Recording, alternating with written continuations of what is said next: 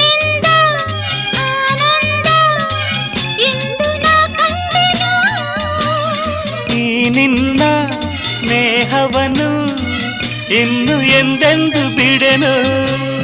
ಸವಿಯಾದ ಮಾತಿಂದ ಹೊಸ ಬಾಳು ತಂದೆ.